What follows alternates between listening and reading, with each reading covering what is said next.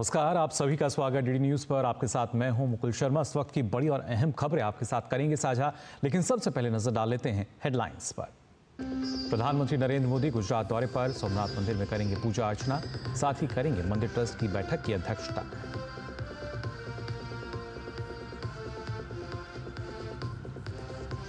चमोली हिमस्खलन बचाव अभियान में आई और तेजी। सीएम पुष्कर सिंह धामी ने बचाव अभियान के लिए की समीक्षा बैठक।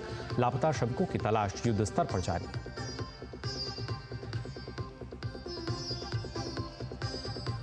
पवित्र रमजान के महीने की शुरुआत के साथ पहला रोजा आज। पीएम ने देशवासियों को दी रमजान की शुभकामनाएं।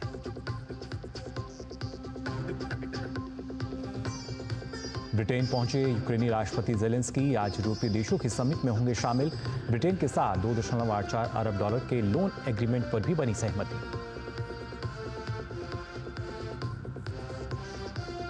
और चैंपियंस ट्रॉफी में 25 साल बाद दूसरी बार भिड़ेंगे भारत न्यूजीलैंड। आज जीतने वाली टीम ऑस्ट्रेलिया से खेलेगी सेमीफाइनल मुकाबला। और आइए खबरें देखते हैं विस्तार से। आपको बता दें, प्रधानमंत्री नरेंद्र मोदी गुजरात के दौरे पर हैं। पीएम मोदी आज गुजरात के सोमनाथ मंदिर जाएंगे। इस दौरान प्रधानमंत्री प्रथम ज्योतिर्लिंग भगवान सोमनाथ मंदिर में विशेष पूजा अर्चना करेंगे। साथ ही प्रधानमंत्री नरेंद्र मोदी सोमनाथ मंदिर ट्रस्ट की बैठक की अध्यक्षता भी करेंगे। पीएम के दौरे को लेकर लोगों में खासा उत्साह है।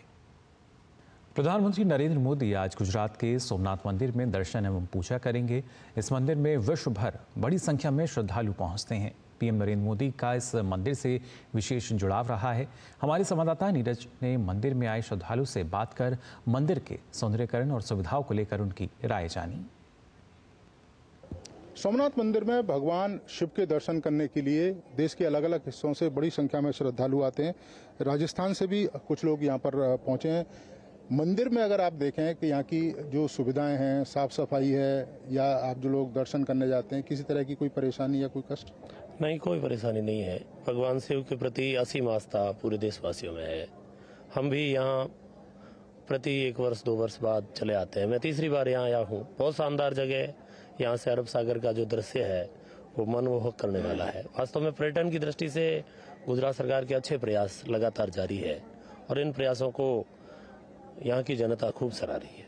अच्छा, आप अगर देखें कि प्रधानमंत्री जब मुख्यमंत्री थे लगातार प्रयास भी करते रहे सोमनाथ मंदिर को लेकर, उसके सौंदर्यीकरण को लेकर, उसकी भव्यता को लेकर। अब जब यहाँ पहुंचे तो आपको कैसा लगता है? सर, हमें बहुत अच्छा लगा है। जब से प्रधानमंत्री जी सीएम थे तो उन्होंने सोमनाथ जी मंदिर के बारे में बहुत अच्छा काम करवाया था और ये शिव जी के 12 ज्योतिर्लिंग में से पहला ज्योतिर्लिंग है। इसलिए सब हम लोगों की यहाँ से शुरुआत से आस्था जुड़ी रही है और सनातन धर्म में 12 ज्योतिर्लिंग का दर्शन करना शोभनीय माना गया। आपको कैसा लगा जब यहाँ पर आए आप? बहुत ही शानदार लगा सर। हमारे प्रधानाचार्य जी हमें लेकर के आए कि बहुत शानदार है, तो बताया, उससे भी अच्छा लगा। आप पहली बार यहाँ पर पहुँचे दर्शन करने के लिए, तो कैसा लगा जब भोले बाबा के सामने? पहले बहुत खुश रहे और बहुत अच्छा लगा हमारे को। यहाँ की सुविधाएं कैसी हैं? आपने देखा होगा गाड़ी वाड़ी भी है। व्यवस्था नहीं, बहुत अच्छी सुविधाएं हैं। कोई आने में, जाने में, प्रवेश में, अंदर दर्शन करने में किसी तरह की परेशानी। क्या कहना चाहोगे यहाँ की व्यवस्थाओं को लेकर, और खासतौर से प्रधानमंत्री जो लगातार प्रयास कर रहे हैं? आज प्रधानमंत्री पहुँच भी रहे हैं पूजा के लिए। बहुत अच्छा लगा और बहुत अच्छे प्रयास हैं और यहाँ की सुविधाएं बहुत ही बढ़िया हैं। किसी प्रकार की कोई कमी नजर नहीं आई हमें यहाँ पे। तो ये आपने देखा, तमाम राजस्थान से पहुंचे हैं श्रद्धालु और इनका भी मानना है कि मंदिर भव्य है, साफ सफाई का विशेष ध्यान रखा गया है और इसके साथ साथ जो लोग यहाँ पर पहुंच रहे हैं, जो श्रद्धालु यहाँ पर पहुंच रहे हैं भगवान भोलेनाथ के दरबार में, उनकी सुविधा का भी ध्यान रखा गया है। कैमरामैन कश्यप के साथ नीरज सिंह, डीडी न्यूज, सोमनाथ। उत्तराखंड के चमोली में हिमस्खलन में फंसे 51 श्रमिकों को बाहर निकाल लिया गया है। इनमें से 4 मजदूरों की मौत हो गई है। हिमस्खलन से बाहर निकाले गए लोगों में से 23 का जोशीमठ के अस्पताल में इलाज चल रहा है। इसके अलावा बद्रीनाथ में 24 श्रमिकों का इलाज चल रहा है। वहीं शेष बचे हुए 12 श्रमिकों की तलाश युद्ध स्तर पर जारी है। भारतीय वायुसेना के चीता हेलीकॉप्टर कल से ही चमोली के माणा क्षेत्र में बचाव अभियान में लगे हुए हैं। शीघ्र ही एक Mi-17 हेलीकॉप्टर प्रभावित क्षेत्रों में तलाशी अभियान के लिए ड्रोन आधारित intelligent pre object detection system को हवाई मार्ग से ले जाने के लिए तैयार है। इस बीच उत्तराखंड के मुख्यमंत्री पुष्कर सिंह धामी ने चमोली हिमस्खलन बचाव अभियान की समीक्षा बैठक की। साथ ही इस दौरान उन्होंने राहत और बचाव कार्यों की जानकारी ली। बैठक के बाद प्रेस कॉन्फ्रेंस में सीएम धामी ने बताया कि इस हिमस्खलन में अभी तक कुल 4 लोगों की मौत हो गई है, जबकि 46 चोटिल श्रमिकों का अस्पताल में इलाज चल रहा है। साथ ही उन्होंने कहा कि लापता लोगों को खोजने का काम युद्ध स्तर पर जारी है, जल्द ही उन्हें भी ट्रेस कर लिया जाएगा। 4 लोग क्योंकि उनका नहीं रहे उनके बीच में, वो चोटिल हो गए थे और जो 46 लोग हैं वो अभी सभी स्वस्थ हैं, सुरक्षित हैं और सभी को बद्रीनाथ से जोशीमठ लाया जा चुका है और जोशीमठ से एक थोड़ा सा उनको हायर सेंटर के लिए रेफर किया गया है, ऋषिकेश उनको लाया जा रहा है।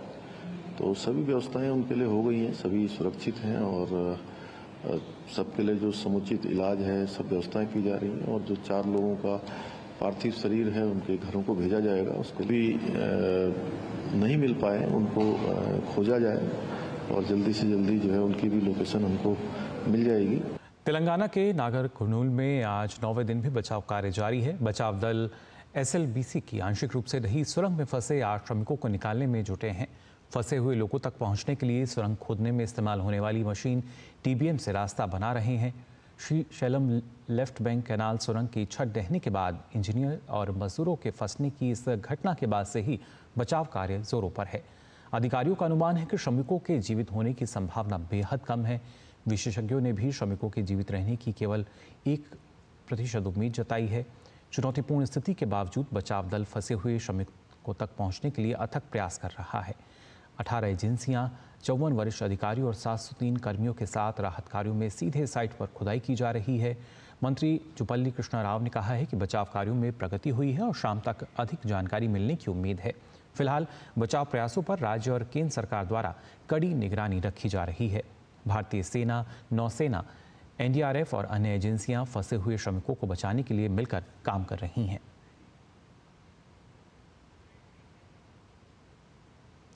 राष्ट्रीय राजधानी दिल्ली में वायु प्रदूषण के स्तर को नियंत्रित करने के लिए दिल्ली सरकार ने फैसला किया है। 31 मार्च के बाद पेट्रोल पंपों पर 15 साल से ज्यादा पुराने वाहनों को ईंधन नहीं मिलेगा। दिल्ली के पर्यावरण मंत्री मनजिंदर सिंह सिरसा ने प्रदूषण के मुद्दे पर अधिकारियों के साथ बैठक के बाद प्रदूषण रोधी कई उपायों की घोषणा की। बैठक के बाद सिरसा ने कहा कि सरकार पेट्रोल पंपों पर ऐसे गैजेट लगा रही है जो 15 साल से ज़्यादा पुराने वाहनों की पहचान करेंगे। उन्होंने कहा कि ऐसे वाहनों की पहचान करने और शहर में उनके प्रवेश और निकास पर रोक लगाने के लिए एक टीम बनाई जाएगी। उन्होंने कहा कि सरकार दिल्ली हवाई अड्डे, बहुमंजिल इमारतों और अन्य बड़े कार्यालयों में प्रदूषण को नियंत्रित करने के लिए एंटी स्मॉग गन लगाना अनिवार्य करेगी। हरियाणा में आज नगर निकाय चुनाव के लिए मतदान जारी है। 8 नगर निगमों और 33 नगर निकायों के चुनाव के लिए मतदान हो रहा है, जबकि अंबाला और सोनीपत के मेयर के लिए उपचुनाव है। 4 नगर परिषदों और 21 नगर पालिकाओं में भी प्रधान और वार्ड सदस्यों का चुनाव हो रहा है। पानीपत नगर निगम में मतदान 9 मार्च को होगा और सभी परिणाम 12 मार्च को घोषित होंगे। आपको बता दें 55 लाख से अधिक मतदाता अपने मताधिकार का प्रयोग करेंगे। चुनाव को सुचारू रूप से संपन्न कराने के लिए 108 मतदान केंद्र बनाए गए हैं। हरियाणा में हो रहे इन चुनावों में राजनीतिक दलों की प्रतिष्ठा दांव पर लगी हुई है। बीजेपी और कांग्रेस के बीच सीधा मुकाबला देखने को मिल रहा है। ऐसे में मतगणना के नतीजों पर सबकी निगाहें टिकी रहेंगी। वहीं केंद्रीय मंत्री मनोहर लाल ने करनाल के एक मतदान केंद्र पर स्थानीय निकाय चुनाव के लिए अपना वोट डाला। करनाल में नगर पालिका आसन में अध्यक्ष पद के लिए उपचुनाव के लिए मतदान हो रहा है। हमारे यहाँ लोकसभा का चुनाव हो चाहे विधानसभा का चुनाव हो, उसमें पहले से ही भारतीय जनता पार्टी को एक बहुत अच्छी सफलता मिली हुई है और अभी लगातार यहाँ पहले भी 2 बार नगर निगम करनाल इसमें भारतीय जनता पार्टी की सत्ता इस से रही है। इस बार भी मेरा पूरा विश्वास है कि बहुत अच्छे मतों से, भारी बहुमत से हमारे सारे कैंडिडेट, चाहे मेयर की कैंडिडेट हमारी रेणुबाला हो, चाहे हमारे 20 के 20 वार्डों के पार्षद हो, सबको एक अच्छे बहुमत से जीत मिलेगी। सुबह 8 बजे से ही सभी मतदान केंद्रों के बाहर पुरुष और महिला मतदाताओं की लंबी कतारें जो हैं वो यहाँ नजर आईं। प्रशासन ने कानून व्यवस्था बनाए रखने और शांतिप्रिय ढंग से मतदान कराने के लिए व्यापक प्रबंध किए हुए हैं। मतदान को लेकर मतदाताओं में बहुत उत्साह दिखाई दे रहा है। पहली बार नगर पालिका का जो चुनाव है बड़े उत्साह से, बड़ी अच्छी तरीके से और प्रशासन की देखरेख में बड़ी बढ़िया तरीके से सुचारू रूप से चल रहा है। हम तहे दिल से प्रशासन का और जनता का जितनी ज्यादा से ज्यादा बाहर निकले और वोटिंग करें। भाईचारे का इलेक्शन है, छत्तीस बिरादरी का इलेक्शन है। सौहार्दपूर्ण वातावरण में अच्छे ढंग से, प्यार से, अच्छे ढंग से चुनाव लड़ रहे हैं। इतना भारी उत्साह है और लोगों में प्रशासन की तरफ से भी कोई कमी नहीं है।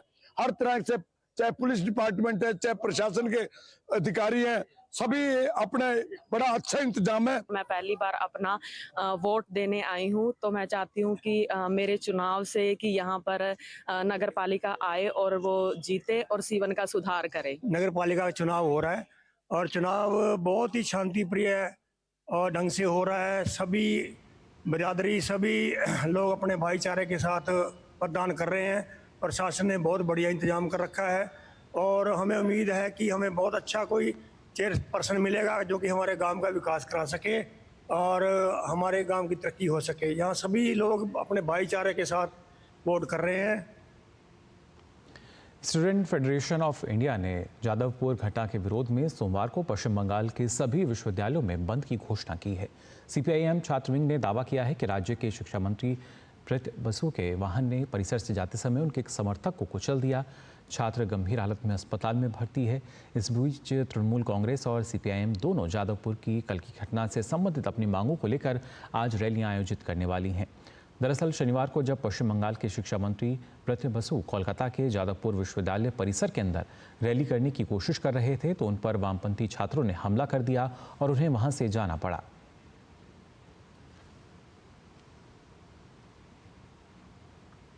रमज़ान के पवित्र महीने की शुरुआत हो चुकी है। आज रमज़ान का पहला रोज़ा है। वैसे सऊदी अरब, कतर, ओमान और अन्य खाड़ी देशों के अलावा ऑस्ट्रेलिया, इंडोनेशिया और अफगानिस्तान में शनिवार को रमज़ान का पहला रोज़ा हुआ, जबकि Bharat, Pakistan, Bangladesh, Singapore, Malaysia, Japan और फिलीपींस आदि में रमज़ान का पहला रोज़ा आज है।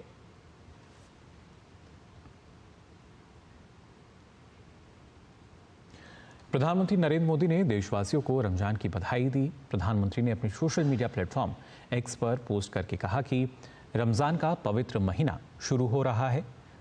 उम्मीद है ये हमारे समाज में शांति और सद्भाव लेकर आएगा। यह पवित्र महीना चिंतन, कृतज्ञता और भक्ति का प्रतीक है। साथ ही हमें करुणा, दया और सेवा के मूल्यों की भी याद दिलाता है। रमज़ान मुबारक। साथ ही रमज़ान को लेकर बाज़ारों में भी ज़बरदस्त चहल पहल देखी जा रही है। लोग बड़ी संख्या में खरीदारी करने के लिए बाज़ारों में उमड़ रहे हैं। खासतौर से इफ्तार और सहरी के लिए ज़रूरी सामान जैसे खजूर, फल, सूखे मेवे, सेवइयाँ, शरबत, डेयरी उत्पाद और मसाले की बिक्री में भारी इजाफा हुआ है। लोग ईद के लिए कपड़ों, जूतों और गहनों की दुकानों पर भी इनकी भीड़ देखी जा सकती है।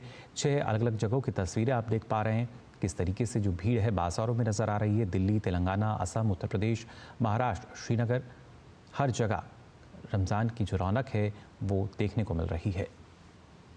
फरवरी महीने में जीएसटी कलेक्शन में भारी उछाल देखने को मिला है। जीएसटी कलेक्शन इस वर्ष फरवरी में पिछले साल के इसी महीने की तुलना में 9.1% बढ़कर 1,84,000 करोड़ रुपए हो गया है। फरवरी लगातार 12वां महीना है जब 1,70,000 करोड़ रुपए से अधिक जीएसटी का संग्रहण हुआ है।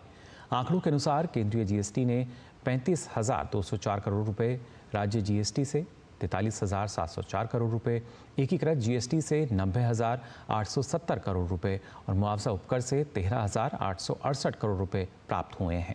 फरवरी के दौरान 20,889 करोड़ रुपए का रिफंड हुआ है।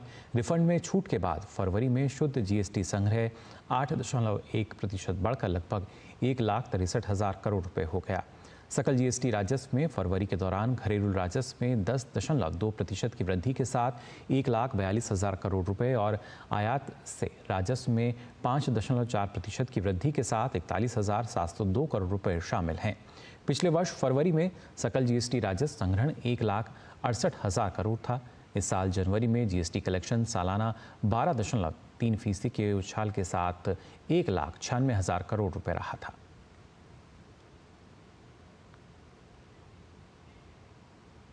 IMF यानी अंतर्राष्ट्रीय मुद्रा कोष की ओर से भारत के लिए एक अच्छी खबर है। IMF के कार्यकारी बोर्ड ने भारत की विवेकपूर्ण नीतियों की सराहना की है। साथ ही IMF के कार्यकारी निदेशकों ने 2047 तक भारत को विकसित अर्थव्यवस्था बनने की दिशा में किए गए महत्वपूर्ण आर्थिक नीतियों और सुधारों की सराहना की। दरअसल IMF ने एक रिपोर्ट जारी कर कहा है कि भारत का मजबूत आर्थिक प्रदर्शन 2047 तक विकसित अर्थव्यवस्था का दर्जा हासिल करने के लिए जरूरी सुधारों को लागू करने में मददगार साबित होगा। प्रधानमंत्री नरेंद्र मोदी ने भारत को विकसित राष्ट्र बनाने के लिए आज़ादी के 100 साल पूरे होने की समय सीमा तय की है। रिपोर्ट में बताया गया है कि भारत के वित्तीय क्षेत्र का स्वास्थ्य, मजबूत कॉरपोरेट बैलेंस शीट और अच्छा डिजिटल पब्लिक इंफ्रास्ट्रक्चर दिखाता है कि देश की वृद्धि दर मध्यम अवधि में तेज रहेगी।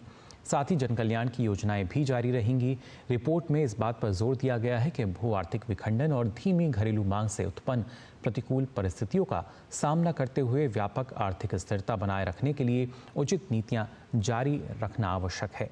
इसके अलावा रिपोर्ट में भारत द्वारा हाल ही में घटाए गए टैरिफ का भी स्वागत किया गया है, जिससे देश की प्रतिस्पर्धात्मक क्षमता बढ़ेगी। पिछले महीने पेश किए गए बजट में वित्त मंत्री निर्मला सीतारमण ने ऑटोमोबाइल से लेकर शराब तक कई प्रकार के आयात पर टैरिफ कम कर दिया था। IMF के कार्यकारी बोर्ड ने कहा है कि संरचनात्मक सुधार देश में उच्च गुणवत्ता की नौकरियां पैदा करने और निवेश के लिए काफ़ी ज़रूरी है।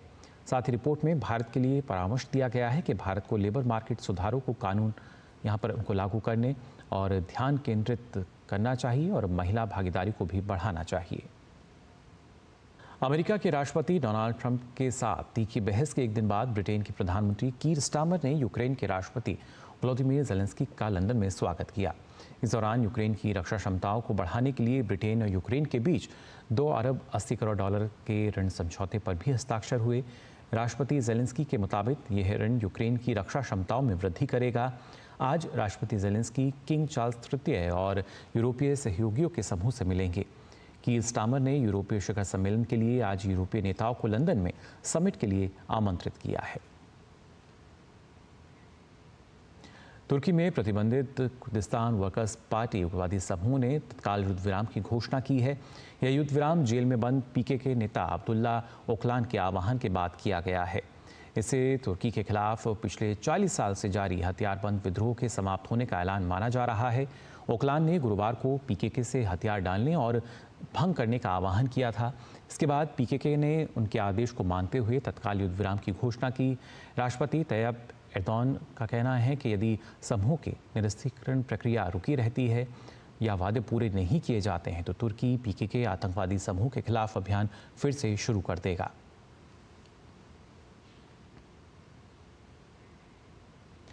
इजरायल पवित्र महीने रमज़ान और अप्रैल के मध्य में यहूदी फसह के दौरान गाज़ा में संघर्ष विराम को बढ़ाने के अमेरिकी प्रस्ताव पर सहमत हो गया है। प्रधानमंत्री बेंजामिन नेतन्याहू के कार्यालय के मुताबिक इजरायल ने मध्य पूर्व में अमेरिकी राष्ट्रपति डोनाल्ड ट्रंप के दूत स्टीव विटकॉफ के प्रस्ताव को स्वीकार कर लिया है। नेतन्याहू के कार्यालय की ओर से जारी बयान में कहा गया है कि इजरायल ने मार्च के अंत में समाप्त होने वाले रमज़ान और अप्रैल के मध्य में मनाए जाने वाले 8 दिवसीय यहूदी फसह की अवधि के लिए अस्थायी संघर्ष विराम के लिए अमेरिकी राष्ट्रपति के दूत स्टीव विटकॉफ की योजना को अपनाया है।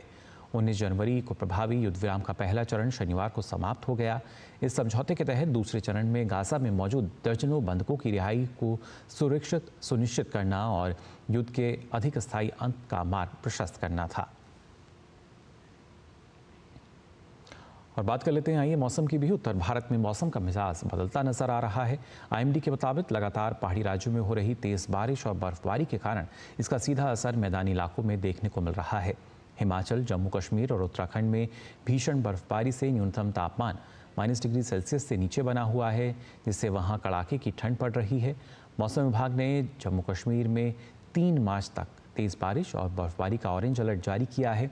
साथ ही पर्यटकों, यात्रियों और ट्रांसपोर्टर्स को सलाह दी है कि वे अपनी यात्रा को स्थगित कर दें और प्रशासन और यातायात सलाह का पालन करें। साथ ही किसानों को सलाह दी गई है कि वे सिंचाई और अन्य कृषि कार्यों को फिलहाल स्थगित कर दें। साथ ही ये भी परामर्श दिया गया है कि ऊंचे इलाकों में हिमस्खलन की भी संभावना है। वहीं बर्फबारी और भूस्खलन की घटनाओं से राज्य के राष्ट्रीय उच्च मार्गों सहित सड़कें यातायात के लिए बाधित हैं। हालांकि ये हिमपात व वर्षा कृषि व बागवानी के लिए बेहतर मानी जा रही है। इधर मैदानी राज्य उत्तर प्रदेश, बिहार, राजस्थान, हरियाणा और पंजाब में पश्चिमी विक्षोभ के असर से आंधी तूफान के साथ हल्की से मध्यम बारिश, वज्रपात होने का अलर्ट जारी किया गया है। मौसम विभाग के अनुसार उत्तर पूर्वी राज्य असम, मेघालय, नागालैंड, मिजोरम, त्रिपुरा में तेज हवाओं और गरज के साथ बारिश हो सकती है। वहीं आज लक्षद्वीप में भारी बारिश की संभावना है। अरुणाचल प्रदेश में, केरल में भी इसके साथ तेज हवाओं के साथ बिजली चलने की आशंका जताई जा रही है। तमिलनाडु के कई हिस्सों में भी तेज बारिश दर्ज की गई। और बात चैंपियंस ट्रॉफी की। आज चैंपियंस ट्रॉफी क्रिकेट प्रतियोगिता में भारत और न्यूजीलैंड की टीमें आमने सामने होंगी। दोनों टीमों ने अपने पहले 2 मुकाबले जीते हैं और दोनों ही सेमीफाइनल में हैं। ऐसे में ये मुकाबला दोनों के लिए आगे की अपनी तैयारी को परखने का बड़ा मौका है। बांग्लादेश और पाकिस्तान को हराकर जीत के रथ पर सवार भारतीय टीम अब अपनी अगली लड़ाई न्यूजीलैंड के खिलाफ लड़ने के लिए तैयार है। ये दोनों टीमें वैसे तो पहले ही सेमीफाइनल में पहुंच चुकी हैं। ऐसे में ये मुकाबला दोनों के लिए सेमीफाइनल से पहले की तैयारी का एक अच्छा मौका लेकर सामने है। भारत की बात करें तो टीम एकजुट है।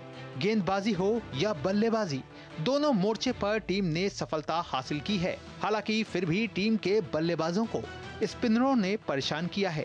विराट कोहली और शुभमन गिल जिस अंदाज में सीरीज में नजर आ रहे हैं, वो टीम इंडिया के भरोसे को बूस्ट अप कर रहा है। वहीं न्यूजीलैंड की बात करें तो कीवी टीम में अच्छे स्पिनरों और एक मजबूत बैटिंग लाइनअप है, जिससे टीम इंडिया को सावधान रहना है। फिर इस टीम ने बेहतरीन फील्डिंग के जरिए भी अपनी एक अलग पहचान बनाई है। रिकॉर्ड की बात करें तो भारत और न्यूजीलैंड के बीच चैंपियंस ट्रॉफी में अब तक सिर्फ एक मुकाबला हुआ है, जहां कीवी टीम ने जीत दर्ज की है। वहीं ओवरऑल मुकाबलों की बात करें तो इन दोनों के बीच अब तक 118 वनडे मैच हुए हैं, जिसमें भारत ने 60 तो कीवी टीम ने 50 मैच जीते हैं, जबकि 7 मुकाबले बेनतीजा रहे हैं और 1 मैच टाई रहा है। पिच की बात करें तो दुबई की पिच पर स्पिन गेंदबाजों को मदद मिलती है। गेंद पिच पर थोड़ी रुक कर आती है। कुल मिलाकर सेमीफाइनल से पहले दोनों टीमों के लिए ये एक प्री शो वाला मैच है, जहां अपनी कमियों को दुरुस्त करने का बड़ा मौका सामने है। Sports desk, DD news.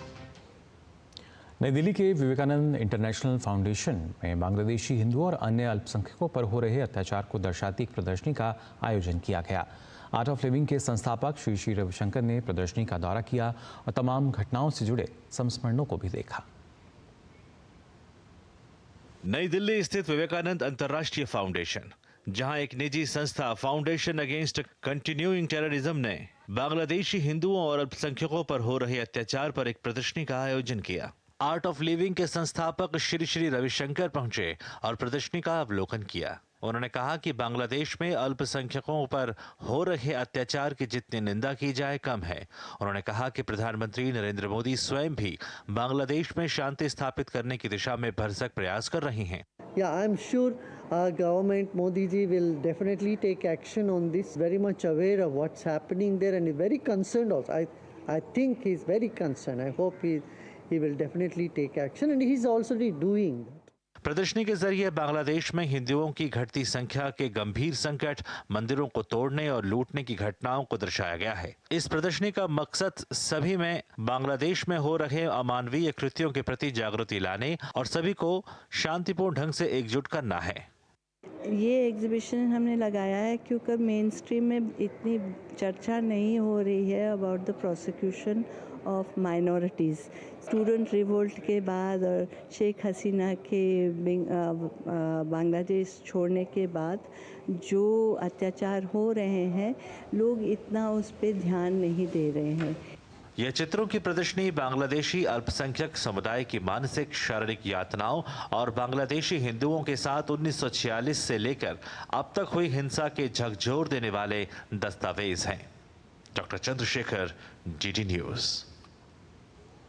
तो फिलहाल के लिए इस बुलेटिन में बस इतना ही, लेकिन देश और दुनिया की तमाम खबरों के लिए आप देखते रहिए डीडी न्यूज। मुझे दीजिए अनुमति। नमस्कार।